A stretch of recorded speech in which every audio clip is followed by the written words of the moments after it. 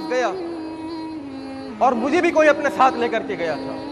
मुझे तो 100% यकीन था कि ये जिसके पास जा रहा है यहां से इसको कुछ नहीं मिल सकता।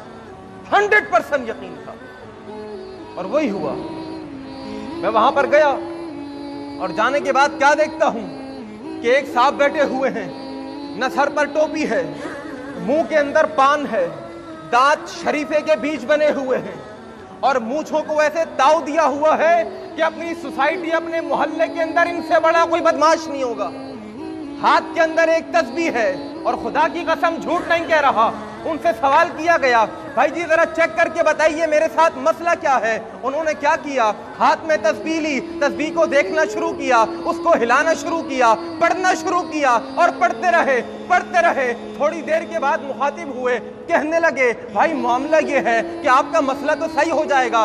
मेरे जो मुवक्किलात हैं, मेरे जो जिन्नात हैं, जिनके जरिए से मैं इलाज करता हूं, उन्होंने मुझे बताया है 7,000 की देग बनेगी और आपका मसला हल हो जाएगा। इन्ना लिल्लाहि व इन्ना इलैहि राजिऊन। मैंने कह दिया था। आज ये दुकानें खुली